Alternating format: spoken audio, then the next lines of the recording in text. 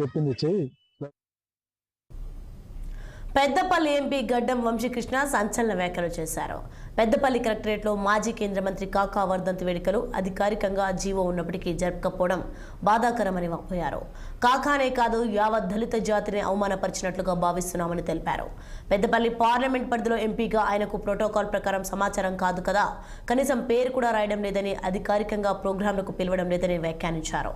ఈ విషయాన్ని ముఖ్యమంత్రి రేవంత్ రెడ్డి దృష్టికి తీసుకెళ్లి తగిన చర్యలు చేపట్టాలని విజ్ఞప్తి చేశారు.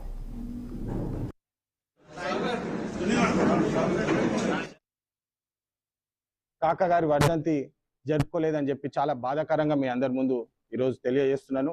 ఒక గవర్నమెంట్ జియో ఉన్నప్పటికీ కూడా ఈ అగ్రకుల మైండ్ సెట్ ఏదైతే ఉన్నదో, అక్కడ national Amit Shah mind set ఎట్లున్నదో, ఇక్కడ పెద్దపల్లి జిల్లాలో కూడా అదే కుల పిచ్చితోటి పనిచేస్తున్న ఈ కలెక్టర్కి ఒక నీటి పాఠం చెప్పాలని చెప్పి ఈ సందర్భంగా ప్రజలందరికీ నేను ఈ విషయాలు తెలియజేస్తున్నాను. మీ అందరికి తెలుసు, రేవంత్ రెడ్డి గారు సీఎం అవ్వంగానే కాకా గారు తెలంగాణ కోసం పోరాటం చేసినారు. 1969 యాజిటేషన్ల బుల్లెట్ గాయాలు కూడా తిని లెక్క చేయకుండా తెలంగాణ కోసము జై తెలంగాణ అని చెప్పి పోరాడినారు. తెలంగాణ సాధించుకున్న తర్వాతనే నా ఆఖరి శ్వాస తీసుకుంటా అని చెప్పి చేసినారు. అట్లనే జరిగింది. కానీ జియో ఇచ్చిన తర్వాత కూడా మీరందరూ గమనించాలా, వేరే కలెక్టర్ ఆఫీసులు అన్నిట్లా కాకా గారి వర్ధంతి జరుపుకున్నారు.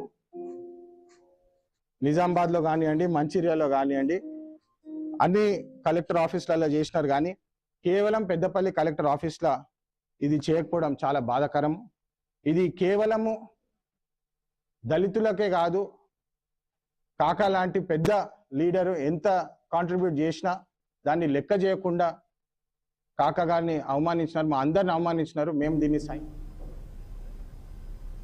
కాకినాడ తీర ప్రాంతంలో పరిశ్రమ నుండి